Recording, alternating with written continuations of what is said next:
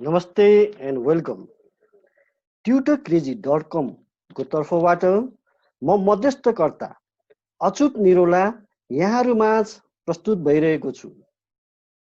यहाँहरूलाई अवगत नै छ tutorcrazy.com is a pure education application website. यस वेबसाइटमा स्टुडेन्ट्स, टिचर्स एन्ड एक्सपर्ट्सले one click sign in गरेर आफूलाई नआएको क्वेसनको उत्तर पाउने, दिएका अनगिन्ती क्वेसन्समा एन्सर दिएर बेस्ट एन्सर विनर भई अवार्ड्स जित्ने र विभिन्न क्विज खेलेर आफ्नो क्षमता बढाई प्राइज जित्न सक्नेछन्। हाल यसमा विभिन्न categories like academic courses, technology, entrance exam, job preparation र जेनरल रहेका छन्। tutorcrazy.com को अर्को रेगुलर पार्ट हो video interviews with different persons रहेको छ। विभिन्न टिचर्स, प्रोफेसनल्सहरूसँग एजुकेसन सम्बन्धी ज्ञानमूलक भिडियोज यहाँहरूमाझ राख्दै आइरहेका छौँ। तसर्थ यहाँले हाम्रो च्यानल ट्युटर क्रेजीलाई सब्सक्राइब गरिदिनु होला। हाम्रो च्यानलमा गई यहाँहरूले आफूलाई चाहिने भिडियोज हेरी ज्ञान लिन सक्नुहुन्छ। आज हामी एक रेपुटेड एन्ड पपुलर स्कुलका प्रिन्सिपलसँग इन्टरभ्यूमा जोडिँदैछौँ। एउटा स्कुलको प्रिन्सिपलले as a whole students, teachers and एडमिनिस्ट्रेटरसँग कसरी समन्वय गरेर अगाडि लान सक्छ भने सुन्दर प्रसाद ढकालसँग इन्टरभ्यू गर्नेछौँ। Let's welcome Sundar Prasad Dhakal.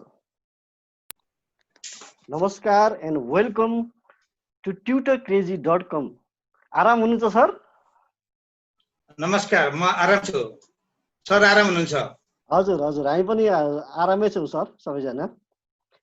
यहाँको संक्षिप्त परिचय र हाल यहाँ अहिले के गरिरहनु भएको छ कृपया बताइदिनुहुन्छ सर?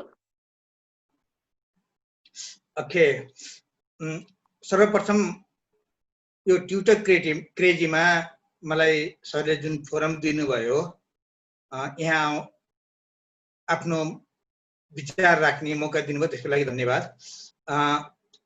म सुन्दर प्रसाद ढकाल, हाल म जुनियर सिटिजन्स एकाडेमीमा एज ए प्राचार्यको रूपमा काम गर्छु, जुन पोखराको बुढी बजार स्थित बुढी बजारमा छ।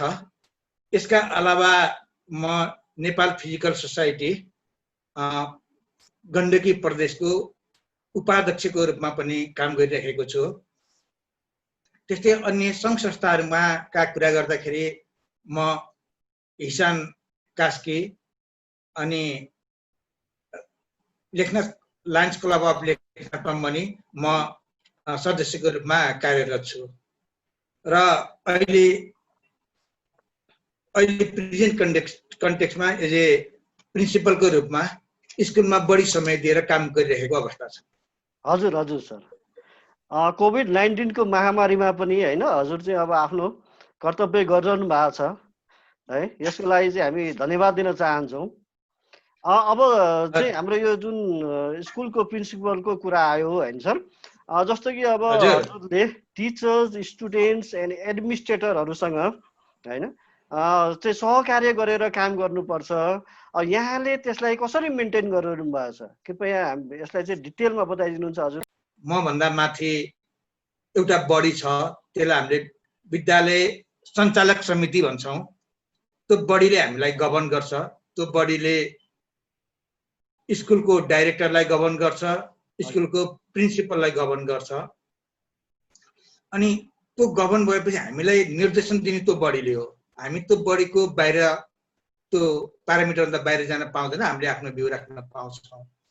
अब प्रिन्सिपलको अन्डरमा अरू बडीहरू आउँछ, जस्तै प्रिन्सिपलले कसलाई हेर्छ भन्दा एउटा भाइस प्रिन्सिपललाई अनुगमन गर्छ, अनि स्कुलको एडमिनिस्ट्रेटिभ हेडलाई अनुगमन गर्छ, एकाडेमिक डिनलाई अनुगमन गर्छ, अरू इन्चार्जहरूलाई अनुगमन गर्छ।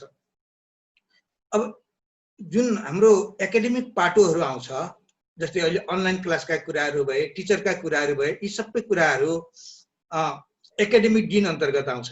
अब एकाडेमिक डिनले त्यो सबै पाटो हेर्ने भएको हुनाले प्रिन्सिपलको काम अलिकति सजिलो कहाँनिर भयो भन्दा एकाडेमिक डिनलाई मात्र समाते पुग्ने भयो। एकाडेमिक डिनबाट फिडब्याक पाइने भयो, कहाँ कमजोरी भएको छ, कहाँ कमजोरी भएको छैन पाइने भयो, त्यसको आधारमा पोलिसी बनाउनलाई हेल्प गर्ने भयो। यता एडमिनिस्ट्रेसनमा हेर्नु पर्यो, के गर्नु पर्यो भने हाम्रो एडमिनिस्ट्रेटिभ हेडलाई समात्दा पुग्ने भयो, त्यसले नै अरू कामहरू गर्ने भयो। अनि सर्टेन कुराहरू हुन्छन् जुन एकाडेमिक एडमिनिस्ट्रेसनको पार्टहरू जुन एकाडेमिक पनिसित जोडिएको छ र एडमिनिस्ट्रेसन पनि जोडिएको छ भने त्यसलाई हामीले भाइस प्रिन्सिपलको च्यानलबाट जान्छौँ। भनेपछि यसलाई अब एज ए प्रिन्सिपल काम गर्नको लागि त्यति धेरै भेग किन भएन भन्दा 3 जना अर्का हेड समात्दा बित्तिकै हाम्रो काम सहज हुने भयो। अब सजिलो कहाँनिर छ भन्दा काम गर्न सजिलो भयो। एकाडेमिक डिनले काम गर्दासम्म एकाडेमिक पार्टमा अनुगमन मात्र गरे पुग्ने भयो। जुन बेलामा हाम्रो टिचरहरूले सही तरिकाले काम गरिदिनु भयो अथवा प्रिन्सिपलले भनेको कुरा एकाडेमिक डिनले स्टाफसम्म इम्प्लिमेन्ट गराइदिनु भयो भने काम त धेरै सजिलो भयो नि। यस्तै तरिकाले अरू पार्टमा पनि सजिलो हुन्छ। यसमा अलिकति सेन्ट्रलाइज र डिसेन्ट्रलाइज भन्छौँ नि, यो फेडरल सिस्टममा गए पनि स्कुलभित्र यो साना साना युनिटहरू छन्, ती युनिटहरूको कोरिलेसन कोअपरेसन नै बाट नै स्कुलहरू चल्छ। यो देश चले जस्तै स्कुल पनि एउटा सानो देश नै हो भन्नुपर्छ जस्तो लाग्छ। हजुर हजुर हजुर निश्चय नै अब यहाँले भने जस्तै होइन, हजुरले चाहिँ अब वेल प्लान एन्ड म्यानेज तरिकाले लगिरहनु भएको छ होला। यसलाई चाहिँ अब अरूहरूलाई पनि अब प्रेरणा नै मिल्नेछ। जस्तो कि अब नेपालको एजुकेसन सिस्टमको कुरा गर्ने हो भने होइन, जस्तो नेपालको हाउ टु कम्प्लिट कोर्स तर्फ बढी आकर्षित छ। यस्तोमा चाहिँ हजुरले टिचर्सलाई कसरी सुझाव दिएर अगाडि बढिरहनु भएको छ? यहाँको अनुसार अब टिचरले कस्तो बानीहरू अब बसाल्दाखेरि राम्रो होला भन्ने चाहिँ एज अ प्रिन्सिपल लागेको छ, कृपया बताइदिनुहुन्छ। यो यति भेग प्रश्न हो हजुर, जुन प्रश्नको एन्सर अहिले दिएर सकिँदा पनि सकिँदैन र मैले दिएको एन्सर कम्प्लिट पनि हुँदैन। यसमा धेरै मथ्न पर्ने बाँकी छ, धेरै आउटपुटहरू गर्नुपर्ने बाँकी छ, धेरै चिजहरू गर्नै बाँकी छ। हामी बल्ल सुरुवाती चरणमा छौँ जस्तो लाग्छ। यसलाई हामीलाई सबभन्दा चाहिने भनेको पोलिसी हो, शिक्षाको पोलिसी। मैले यो किन शिक्षाको पोलिसी भन्न खोजेको भन्दाखेरि अब हामीले अलिकति सहरी एरियामा भएको हुनाले सर्टेन कामहरू हामी गर्न सक्छौँ। ग्रामीण एरियामा सबै स्कुललाई यो गर्न सम्भवै छैन। पोलिसी आयो भने उहाँहरूले सुरु गर्न सक्नुहुन्थ्यो। पहिला भनौँ न, हाम्रो मेन्टालिटी के छ, कम्युनिटीको मेन्टालिटी के छ, विद्यार्थीको मेन्टालिटी के छ। भेरी फर्स्ट डेमा स्कुल एडमिसन गर्न लिएर आउँदाखेरि अभिभावक भन्नुहुन्छ मेरो बाबु अलिक चुच्चो छ, अरूले के भन्छन् थाहा छैन, मेरो बाबुले 2 चोटि चड्कन लगाइदिनु, मैले के पनि भन्दिनँ सर भन्छ। यो हो चड्कन चाहिँ किन लगाउनु पर्ने भन्दा पढेन भने, घर घोकेन भने, यी कुराहरू अहिले कमनली आएका फिडब्याकहरू हुन्। कमनली मैले भन्न खोजेको धेरै रूपमा कारण के हो भन्दा जुन अहिलेको अभिभावकहरू हुनुहुन्छ ती अभिभावकहरू मैले अब अलिकति बुझ्न पर्ने कुरा के छ भन्दाखेरि अहिलेको अभिभावकहरू हुन्छ ती अभिभावक सक्सेसफुल हुनुहुन्छ भने उहाँले आफ्नो बाल्यकालमा आफू विद्यार्थी हुँदा अथवा युनिभर्सिटी पढ्दा आफू घोकेर जानेर राम्रो लेखेर सक्सेस भएको व्यक्ति हुनुहुन्छ। एक किसिमको भएको भए सक्सेस हुनुहुन्छ। अब सक्सेस नभएको भए उहाँले जो व्यक्ति घोक्यो, धेरै पढ्यो, लेबरेज भयो, घोकेर इक्जाममा धेरै नम्बर ल्याएर सक्सेस भएको व्यक्तिलाई हेरेर आफू अनसक्सेस भएको अभिभावक हुनुहुन्छ। अथवा राम्रो पढ्न सकिन अथवा राम्रो घोक्न सकिन, म सरकारी जागिर खाइन पाइन भनेर प्राइभेट कुनै बिजनेसमा गरेको व्यक्तिहरू हुनुहुन्छ, आदि इत्यादि हुनुहुन्छ। उहाँहरू सबैको कन्सेप्ट के छन्, मेरो बच्चाले घोकेर A+ ल्यायो, अहिलेको पेजमा, पहिलाको केसमा हेरेर 90% एबभ ल्यायो। यी केसहरू आइरहेको अवस्थामा स्कुललाई मोडेलिङ गर्न गाह्रो छ, किनकि अहिलेका टिचर पनि त्यही भोगेर आएका प्रडक्टहरू हुनुहुन्छ, अभिभावक पनि त्यही प्रडक्ट हुनुहुन्छ। यो केसमा समायोजन गर्नु भनेको सबभन्दा डिफिकल्ट कुरो हो, किनकि विद्यार्थीहरू स्कुलमा पढ्न आउँछन्, टिचरहरू स्कुलमा पढाउन आउनुहुन्छ, स्कुलहरू पढाउन खोलिएका छन्। अब यसलाई अलिकति परिवर्तन गरेर विद्यार्थी जुन बेलामा विद्यार्थीहरू विद्यालयमा सिक्न आउँछन्, टिचरहरू स्कुलमा सिकाउन आउनुहुन्छ र स्कुल एउटा सिक्ने थलो बन्छ, एउटा परिवेश बन्छ। अनि हामीले सोचेको 21st सेन्चुरी एजुकेसन हामीले दिन सक्छौँ। अनि हामीले सोचेको, हामीले भन्न खोजेको प्र्याक्टिकल एजुकेसन दिन सक्छौँ, जीवन उपयोगी एजुकेसन दिन सक्छौँ। अब जीवन उपयोगी एजुकेसन भन्दै गर्दा कहिलेकाहीँ के हुन्छ भन्दाखेरि एसईमा अहिले एसईको रिजल्ट हुने सङ्घारमा छ भने एसईमा रिजल्ट भयो मानौँ, कुनै एकजना बच्चाले म्याथमेटिक्समा 4 GPA लिएर आए, ती म्याथमेटिक्समा 4 GPA ल्याएको बच्चालाई उसको बाबाले भन्नुभयो, बाबु मसित एउटा सानो एउटा चिज छ, समथिङ चिज छ, यो कबर्डमा अर्चै गर्दैन, चेक गर्न पर्यो। अर्चै गर्दैन बाबु गर्ने हो नि, पहिला के गर्छ भन्दाखेरि सबैले जानेको बाजे बराजुले गरेको प्र्याक्टिस गर्छन् कि त्यो चिजलाई उचालेर दराजको पल्ला खोलेर अब भित्र राख्न अर्चै गर्दैन प्रयास गर्छ। यहाँनिर कहाँ भयो भन्दाखेरि त्यो प्र्याक्टिकलमा जानुभन्दा एस्टिमेसनको पाटो र मेजरमेन्टको पाटो बिर्सिसक्यो कि पहिला नापेर त्यो चिज के चिज हो, एउटा रेक्टेङ्गुलर चिज अथवा क्युबिकल चिज के त्यसलाई नाप्ने, अनि दराजको ढोका खोलेर त्यसलाई नाप्ने। बाबु यसलाई ट्राई नगर्नु, टुटफुट हुनसक्छ, यसमा जान्छ अथवा जाँदैन, बेस्ट फिट हुन्छ बेस्ट फिट हुँदैन भनेर अनुमान गर्न सक्ने प्र्याक्टिकल एजुकेसन बनाएकै छैनौँ त। अनि GPA 4 ल्याए भन्छौँ अनि हाम्रो बच्चाहरू त फेडा भन्छन् नि, अनि पछि त कामै गर्नुपर्छ। कामै गर्दाखेरि त त्यही घोकेका A+B को होल स्क्वायरको फर्मुला घोकेको आधारबाट ल्याएको GPA-ले जीवनमा काम गर्ला र नगर्न सक्छ, गर्दै गर्दैन भन्ने होइन, नगर्न सक्छ।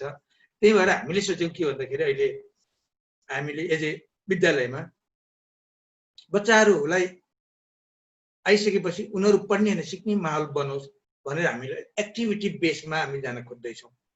एक्टिभिटी बेसमा जाँदाखेरि सबै कुराहरू आउँछ। यो खास एक्टिभिटी बेस के हो भन्दा बच्चाहरूले आफैले केही एक्टिभिटी गरेर त्यो टेक्स्टलाई, त्यो करिकुलमलाई उनीहरूले जीवनमा ढाल्नको लागि गर्ने कुनै टेक्निक अप्नाउँछ र जुन टेक्स्ट पनि बुझ्छ। अब घोक्नु परेन बुझ्यो, घोक्नु नपरिकन बुझ्यो भने उसले एक्सप्रेस गर्न सक्छ, लेख्न पनि सक्छ, भन्न पनि सक्छ, बुझ्यो भने बुझाउन पनि सक्छ, अनि बुझाउन सक्छ भने जीवनमा लिएर आउन पनि सक्छ नि। अब त्यही एक्टिभिटी अब हामीले बच्चालाई मेजरमेन्ट म्याथमेटिक्समा पढ्छ, साइन्समा पढ्छ, त्यो मेजरमेन्टको साँच्चै कन्सेप्ट अनुसार सिकाइएको छ भने त बाबु त्यो अघिको भाँडो चाहिँ तपाईँमा अर्चै गर्दैन भन्यो भने कहिलेकाहीँ एस्टिमेसनकै आधारबाट बाबु इट्स टु बिग, यो चाहिँ अलिक ठुलो छ अर्दैन भन्छ भने आँखाले पनि मेजरमेन्ट गरेको हुन्छ, त्यो पनि सिकाउनुपर्छ बच्चाहरूलाई। अनि कहिलेकाहीँ भेरी नियर भ्यालु आयो, आँखाले सबै कुराहरू डिटेक्ट गर्न सक्दैन, नियर भ्यालु बाबु म एकचोटि चेक गर्छु भने ढोका चेक गर्यो, दराजको पल्ला खोलेर अथवा त्यो भाँडो चेक गर्यो, अब यो बेस्ट फिट हुँदैन राख्नु हुँदैन अथवा जस्ट फिट हुन्छ निकाल्न गाह्रो पर्छ भन्यो भने त्यो त एजुकेसन हो नि। हामी प्र्याक्टिकलतिर लैजानको लागि हामी प्रयास गर्दै, त्यसको लागि हामीले धेरै इन्फ्रास्ट्रक्चर र धेरै प्लानिङहरू पनि गरिराखेका छौँ कोभिड-19 को अवसरमा पनि, ताकि बच्चाहरू फर्स्ट डे स्कुल आउँदाखेरि मेरो विद्यालय हिजोको विद्यालयभन्दा परिवर्तन भएको रहेछ, म सिक्न आएको रहेछु, किनकि मलाई टिचरले नोट दिन छोड्नु भयो, तर मलाई नोट लेखाउन सुरु गराउनु भयो। मैले त आफ्नो नोट आफै बनाउनु पर्छ भन्ने भयो भने, अनि ऊ आफ्नो कुरो आफै बुझ्नुपर्छ भन्ने भयो भने भोलि उसलाई दाँतमात पनि भन्नु पर्दैन, कपडा धोएर सफा लगाएर आऊ पनि भन्नु पर्दैन, किनकि परिवेश त्यस्तै बनेको छ नि। हामीले सिकाउन खोजेको त्यही एक्टिभिटी बेसबाट बच्चाहरूले शिक्षालाई जीवनसित तुलना गरोस्, शिक्षा पढेको शिक्षालाई जीवनमा उतार्न सकोस् भन्ने तरिकाले लैजान प्रयास गर्दैछौँ। टिचरलाई हामीले ट्रेनिङको फेजमा राखेका छौँ, कतिपय ट्रेनिङ पनि दिएका छौँ र स्किल मेन पावरलाई हामीले हायर गरेका छौँ, अझै अरू हायर गर्ने प्रोसेसमा छौँ। हजुर हजुर, अब निश्चय नै यहाँले भने जस्तै अब यसलाई चाहिँ अब बयान गरेर होइन साध्य छैन भन्छ, जुन यहाँले भन्नुभयो सुरुमै। र पनि ओहो। अब यहाँले चाहिँ अब एउटा राम्रो सजेसन दिनुभएको छ। निश्चय नै यसले चाहिँ अब चाहिँ हाम्रो टिचरहरूले अब फलो गरेको खण्डमा राम्रो नै हुनेछ भन्ने लागिरहेको छ हामीलाई पनि। जस्तो कि अब हजुरको एउटा सभ्य समाज बनाउन होइन शिक्षाको ठुलो अब योगदान छ।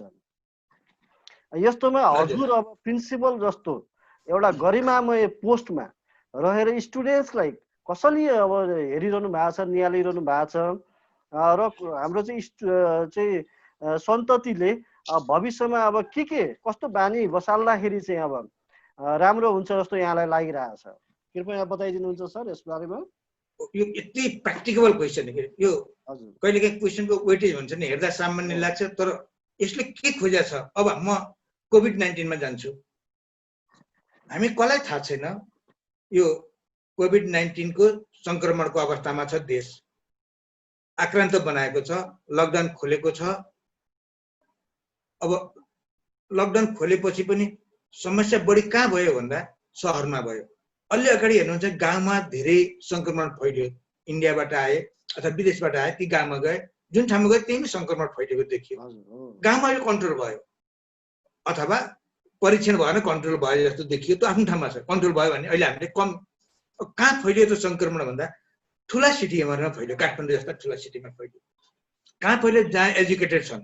अब अझुत सर बुझ्नुपर्ने कुरा, जहाँ एजुकेटेड छन्, जहाँ साधन सम्पन्न छ, जहाँका मान्छेहरूले, आम मान्छेहरूले सेनिटाइजर आदि त सबै किनेर युज गर्न सक्छन्, अथवा जहाँ हामी हुने खाने मान्छेहरूको जमात छ, त्यहाँ संक्रमण फैलिएको छ।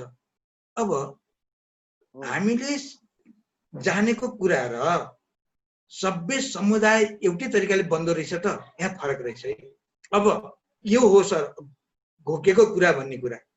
अब हामीले जुन स्कुलमा घोक्यौँ नि, अब हाम्रो बेलामा how Bhairav save Ram Singh life भन्ने टिचरले नोट लेखाइदिन्थ्यो क्लास 10 को एसएलसी दिने बेला, हामी त्यही घोक्थ्यौँ, त्यही लेख्थ्यौँ। अब जीवन how Bhairav save Ram Singh life भन्ने आउँदैन। कृष्णवीरबाट गाडी खसेको कुराको सोलुसन आउँछ। अब हामी गाडी खसेको उद्धार गर्न जान, मरेको मान्छेको पकेट सामेर पहिला पकेट गोजीमा हालेर मान्छेको उद्धार गर्ने प्रयास गर्छौँ कि मानवीय दृष्टिकोण देखाउँछौँ भन्ने कुरा त सिकाउन धेरै बाँकी रहेछ नि सर। अब ह्यान्डसेक गर्यो भने संक्रमणको दर बढ्छ, आम मान्छेलाई थाहा छ, नर्सरीका बच्चा पनि थाहा छ। अब संक्रमण अथवा मास्क लगायो भने संक्रमण घटाउन मद्दत गर्छ। अहिले लकडाउन खोल्दाखेरि हामी समाजमा मास्क लगाएका पपुलेसन कति देख्छौँ? लाइनमा बस्दाखेरि 1 मिटर 2 मिटरको डिफ्रेन्स राखेर लाइनमा बसेको कति देख्छौँ? अनि आवश्यक ठाउँमा जहाँ अलिकति बढी भिडभाड हुन्छ, सरकारी निकायबाट होस् अथवा कुनै कसैले व्यक्तिले, हामी हात धोएर कतिका हिँड्छौँ। अब हाम्रो समाज त यही नै हो नि।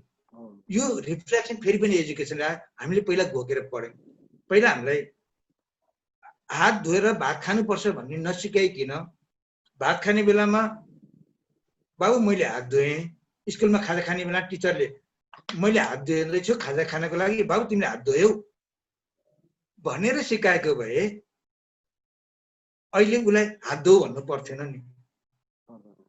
पढ्न त पढेको, हामी कुनै काम गर्दा भिडभाड गर्नु हुँदैन, गाडीमा चढ्दाखेरि लाइनमा बस्नुपर्छ, लाइनमा चढ्दाखेरि धक्काला धक्काल गर्नु हुँदैन भन्ने कुरा मैले पनि पढेँ, हजुरले पनि पढ्नु, सबैले पढेको कुरा हो नि। अब संक्रमणको बेलामा सबैले यो कुरा थाहा छ। अब एउटा पब्लिक बस आयो भने कतिजनाले लाइनमा बसेका मध्ये डिस्टेन्स मेन्टेन गर्छौँ त? गरेको देखिँदैन नि। अफिसमा जाँदाखेरि अफिसका कर्मचारीलाई पनि थाहा छ नि, पाले पालो गरौँ भनेर।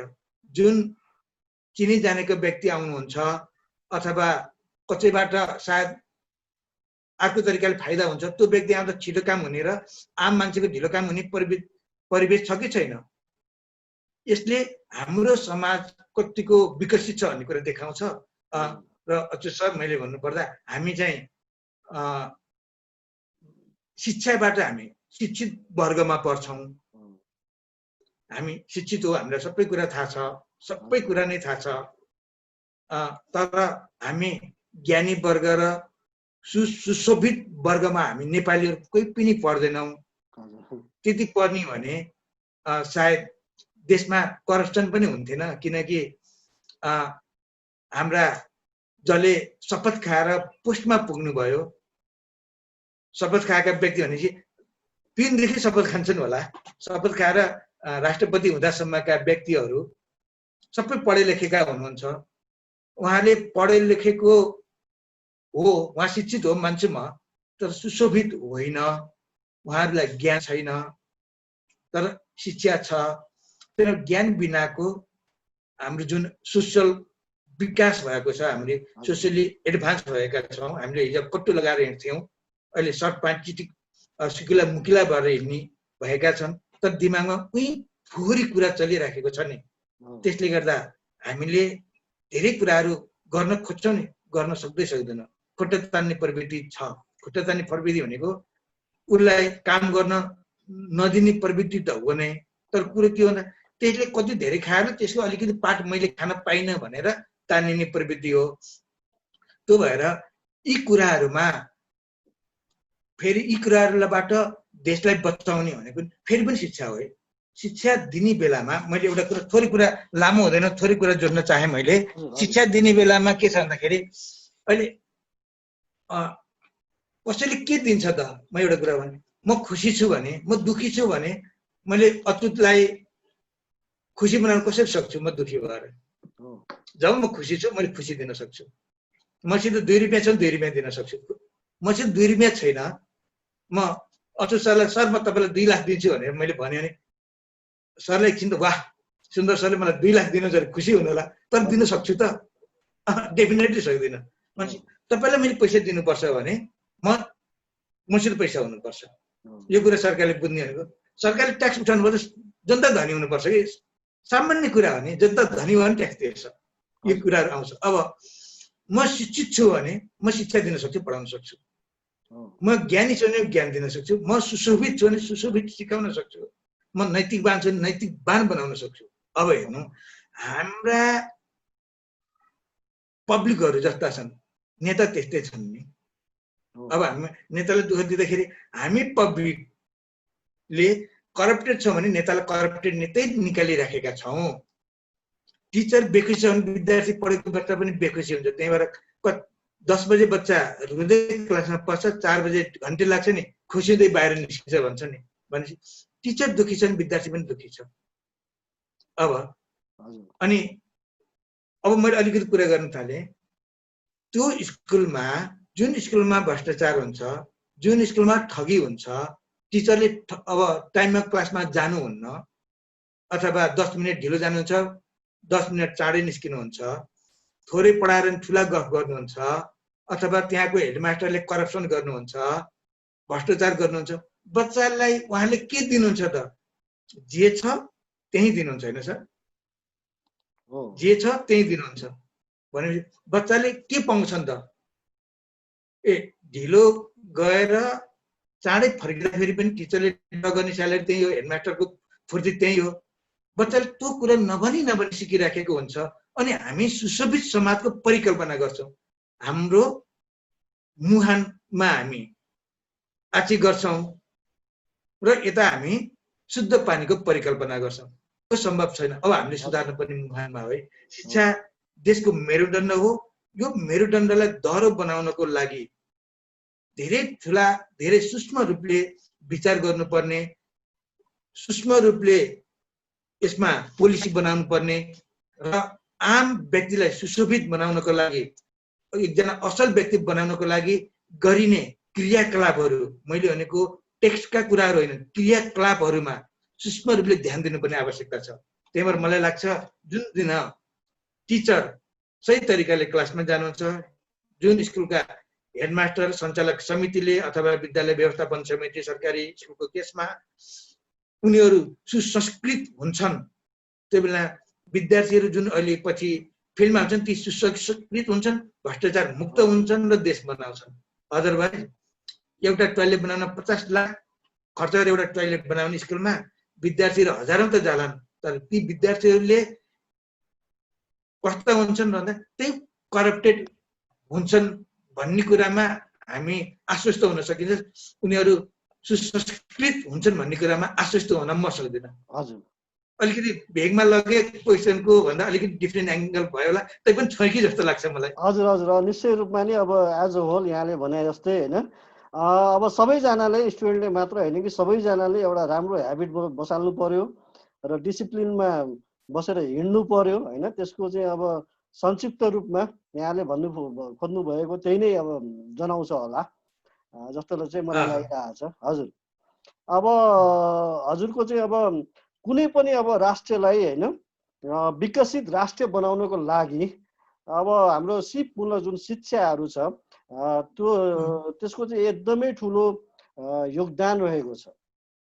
यस्तोमा सिपमूलक शिक्षालाई चाहिँ अब बढी प्रभावकारी बनाउनको लागि होइन के कामहरू गरेमा चाहिँ अब भविष्यमा चाहिँ अब राम्रो हुने थियो जस्तो यहाँलाई लागिरहेको छ, कृपया यसबारे बताइदिनुहुन्छ।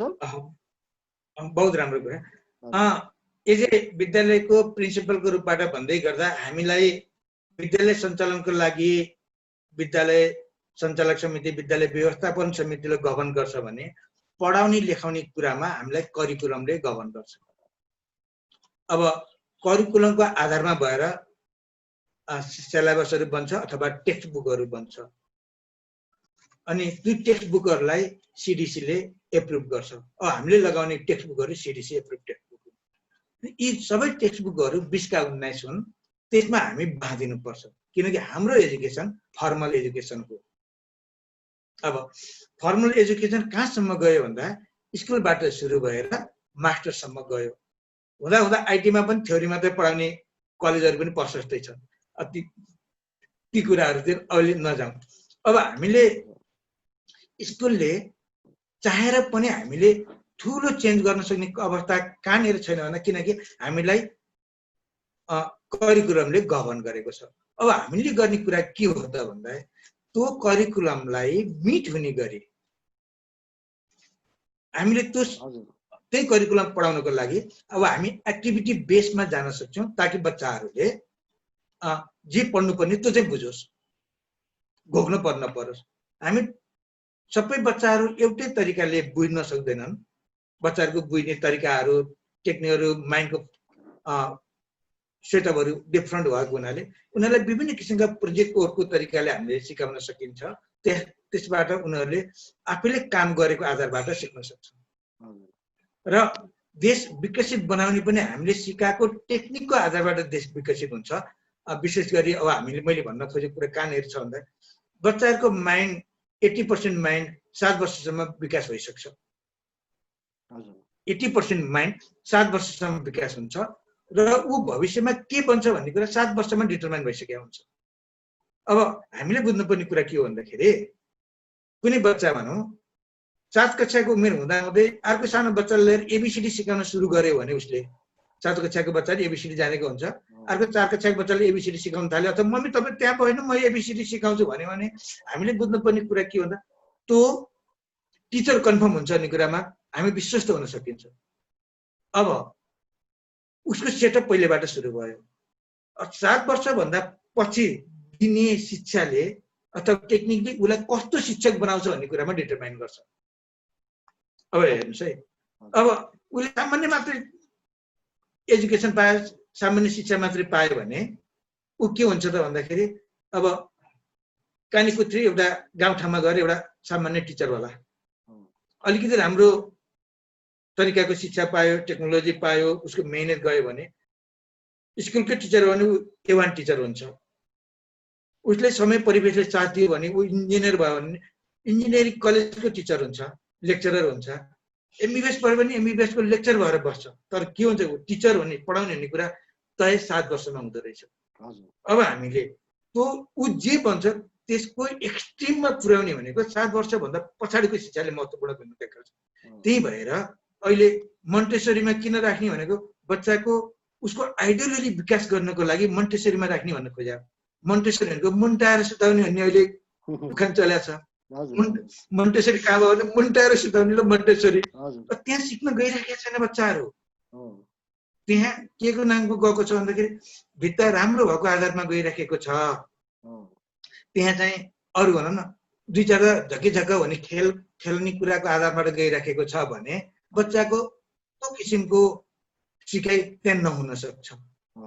त्यही भएर हेर्नुहोस् न, आम मान्छेहरू, पढेका मान्छेहरू अहिले हेर्नुभयो भने युरोपमा जाउन्, अमेरिकामा जाउन् अथवा गल्फ कन्ट्रीमा जाउन्, के भएको छ, लेबर त भएको छ नि। किनकि बच्चालाई जुन बेलामा हामीले उनीहरूको ब्रेनमा मोडलिङ गर्नुपर्ने हो, त्यो बेला बच्चाले के देखेको छ भने लेबर मात्र देखेको छ। मम्मीले काम गरेको देखेको होस्, लेबर भएर काम गरेको देखेको होस्, बाबाले लेबर भएर काम गरेको देखेको होस्, अथवा टिचरले लेबर भएर काम गरेको, के कुन तरिकाले उसले देखेको छ कि ऊ लेबर हुने मेन्टालिटी बनाएर बस्छ कि। अब त्यो काठमाडौँको सबभन्दा महँगो स्कुलमा पढे पनि अथवा देहरादुनमा गएर महँगो स्कुलमा पढे पनि हुने चाहिँ लेबरै हो है। त्यो 7 वर्षमा मेन्टालिटी बन्यो। अब हामीले त्यसलाई चिर्नको लागि जे बनेको छ, 7 वर्षसम्म हामीले बच्चाहरूको मेन्टालिटी बनाउनु पर्छ भनेर हामी बच्चाहरूलाई एक्टिभिटी बेसमा सिकाउँदैछौँ। हामी एपिआई नेपालसित काम, एबिआई नेपालसित काम गरेका छौँ, ताकि बच्चाहरूको ब्रेन मोडलिङमा उसले काम गर्छ। बच्चाहरूलाई भोलि ऊ के बन्ने भन्ने तरिकाको मोडलिङको लागि त्यसले काम गर्छ, एबिआई नेपालले। त्योसित हामीले सम्झौता गर्छौँ। प्री प्राइमेरीको केसमा हामी त्यसलाई मोन्टेसरी भन्छौँ, हामी पनि मोन्टेसरी भन्छौँ, तर हाम्रो मुन्टाहरूसित मोन्टेसरी होइन कि हामी एक्टिभिटी बेसबाट बच्चाहरूलाई सिकाउने मोन्टेसरी सुरु गर्दैछौँ। त्यो बच्चाहरूलाई पनि हामीले इन्क्वायरी बेस, विभिन्न किसिमका एक्टिभिटी बेस र प्र्याक्टिकल बेस र विभिन्न किसिमका ट्रेनिङ दिएर उनीहरू जे हुन्छन्, जुन ठाउँमा हुन्छन्, त्यसको एक्सट्रिममा पुग्नको लागि उनीहरूलाई टेक्निकल टेक्नोलोजी सिकाउँदैछौँ। ताकि मैले भने नि, टिचर हुनु छ भने पनि ऊ बेस्ट टिचर होस्, इन्जिनियर हुनु छ भने बेस्ट इन्जिनियर होस्, अथवा मैले भन्न खोजेँ इन्जिनियर पनि त टिचर हुन्छ, डक्टर पनि त टिचर हुन्छ। जे हुन्छ त्यसको माथिल्लो लेभलमा पुर्याउनको लागि उनीहरूलाई अब घोकाएर होइन, बुझाएर पढाउने, प्र्याक्टिकल बेसबाट पढाउने हामीले त्यो सुरुवात गर्न खोजेका छौँ। ताकि यिनीहरूले गर्दाखेरि भोलि देश बन्न सक्छ। म एउटा कुरा नोट भन्न चाहेँ, हामी किन यो कुरा अघि देश विकासको कुरा गर्दै गर्दा म किन स्कुलमा कन्फाइन भएँ त भन्ने कुराको मैले भन्न चाहेँ। एउटा कुरा हामीले मनन गर्नुपर्ने कहाँनिर रहेछ भन्दाखेरि, देश विकसित हुनलाई राजनीति राम्रो हुनु पर्दैन, देश विकसित हुनको लागि ब्युरोक्रेसी पनि राम्रो हुनु पर्दैन, देश विकसित हुनको लागि समुदाय के पनि राम्रो हुनु पर्दैन। बस एउटा चिज मात्र राम्रो हुन्छ, एउटा व्यक्ति। एकजना व्यक्ति राम्रो भयो भने देश राम्रो हुन्छ। अब मैले भन्न खोजेको, यही हाम्रै देशमा एकजना सफल व्यक्ति हामीले साँच्चै राम्रो व्यक्ति पायौँ भने, जसले दिन सक्यो, जोसित संस्कार छ त्यो दिन सक्ने व्यक्ति प्रधानमन्त्री पायौँ भने त्यसले सबै कुरा परिवर्तन त गरिहाल्छ नि। जस्तै एउटा टिचरले हन्ड्रेड्स अफ विद्यार्थीलाई सिकाए जस्तै दिनमा हन्ड्रेड्स अफ विद्यार्थीले सिकाउँछ, एकजना गुरुले दिनमा थाउजन्ड्स अफ भक्तलाई आशीर्वाद दिनुहुन्छ अथवा ज्ञान दिनु भए जस्तै एकजना राम्रो नेताले देश बनाउन सक्छ नि। अब हाम्रो परिकल्पना भनेको देश बनाउन हामीबाट सुरु गर्नुपर्छ भने हामी आफू ट्रेनिङमा बस्ने, टिचर्सहरूलाई ट्रेनिङमा राख्ने, विद्यार्थीलाई अब सिकाउन प्रयास गर्ने, ताकि हाम्रो लाइफ टाइममा एकजना मात्रै सफल व्यक्ति हामीले स्कुलबाट निकाल्न सक्यौँ भने देश नै सफल हुन्छ नि। हामी त्यसको प्रतीक्षामा छौँ र देश सफल बनाउनको लागि, इकोनोमिक एक्टिभिटी बढाउनको लागि हामीले बच्चाहरूलाई सिकाउने भनेको कुराहरू छन्। जस्तै अब फर्मल एजुकेसनबाट बच्चाहरूलाई एक किसिमको ब्युरोक्रेसी बनाउन हेल्प गर्ला, हामीले पढाउने, हाम्रो सिकाएको ज्ञानबाट, टेक्निकलबाट बच्चाहरू टेक्निकल भयो भने टेक्निकल मेन पावरले देश विकास गर्नमा, अरू काममा हेल्प गर्ला, इन्जिनियरले अरू बाटा पुल आदि इत्यादि बनाउन हेल्प गर्लान्, डक्टरले हेल्थ सेक्टरलाई सम्हाल्लान्। यी पाटाहरू स्कुलबाट हुन्छ।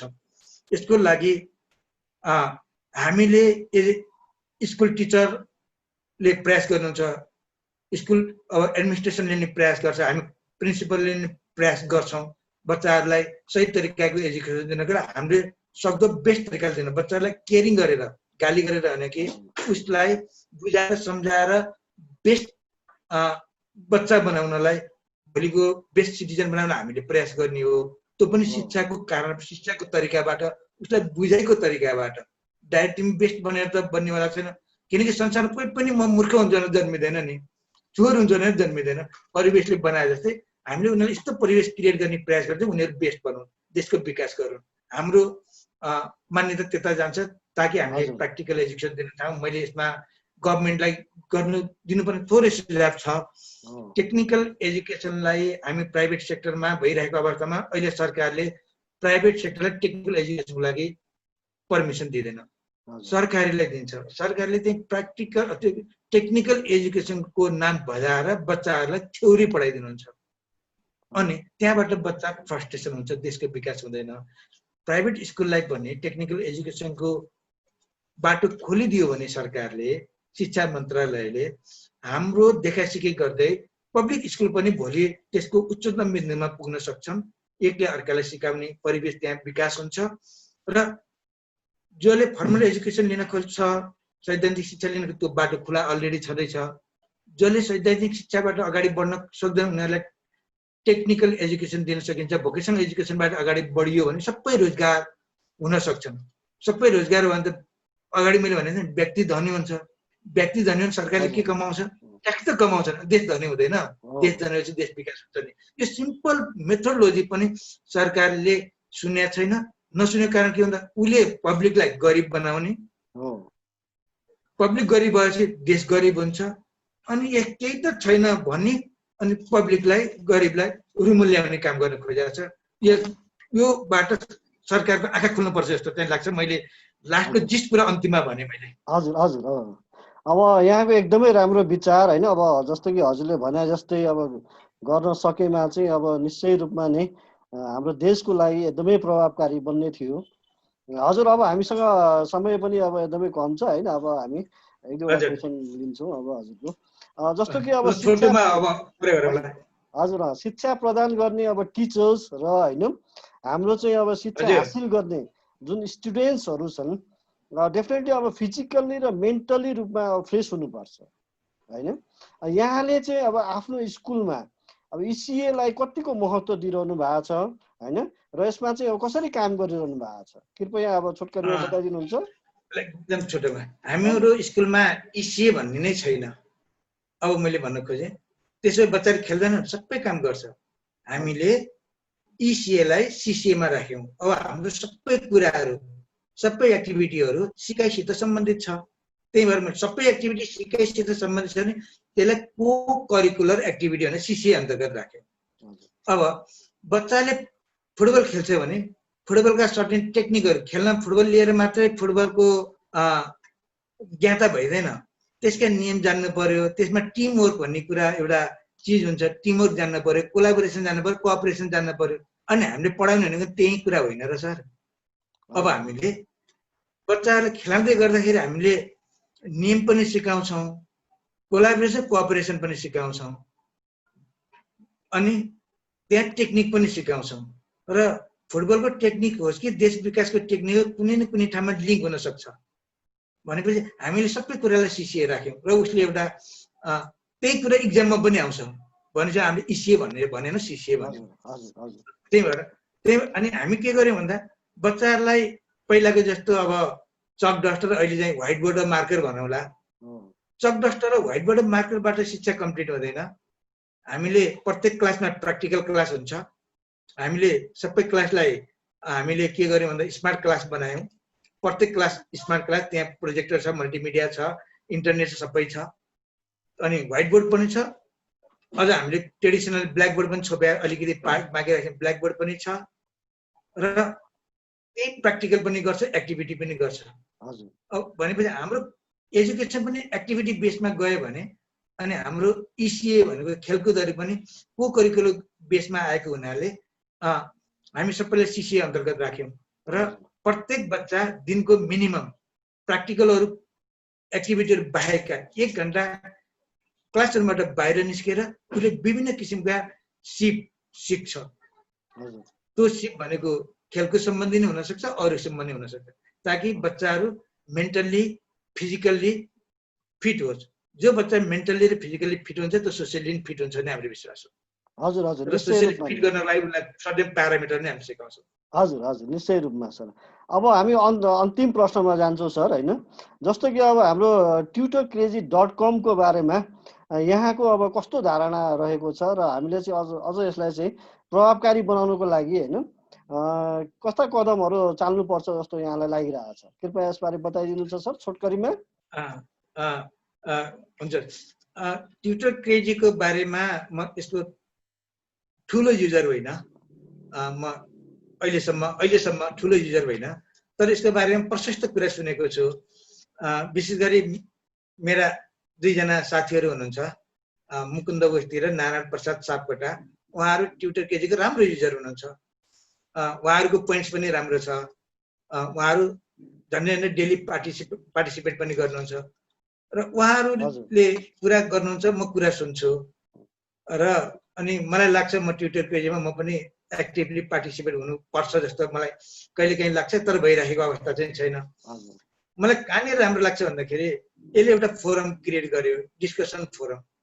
यो डिस्कसन फोरमले हामीले सोचेर देश बनाउन सक्छ कि सक्दैन भन्ने होइन, तर धेरै माइन्डहरूलाई यसले परिवर्तन गर्न सक्यो भने र ती धेरै माइन्डहरू मध्ये एउटा माइन्ड साँच्चीकै सुसंस्कृत माइन्ड निस्किन सकेर त्यो सक्सेस हुन सक्यो भने देश चाहिँ बन्छ। त्यही भएर यो प्रयासको लागि यो पनि एउटा देश बनाउने प्रयास हो।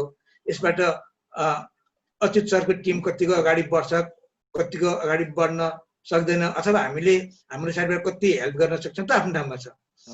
र जुन तरिकाले 9 कक्षाभन्दा माथिका बच्चाहरूलाई विभिन्न किसिमका एकाडेमिकदेखि लिएर नन एकाडेमिक र सोसलका विभिन्न पारामिटरका क्वेसनहरू, त्यसका एन्सरहरू, त्यो एन्सरहरूको बेस्ट एन्सरलाई अवार्ड गर्ने, बेस्ट क्वेसनलाई अवार्ड गर्ने जुन परिवेश क्रिएट गर्नुभएको छ, त्यसले यसमा पार्टिसिपेट गर्ने व्यक्तिलाई इनर्जी दिएको छ र जो यसमा एकचोटि भित्र छिर्नु भएको छ बाहिर निस्किनु उहाँहरूको लागि गाह्रो छ।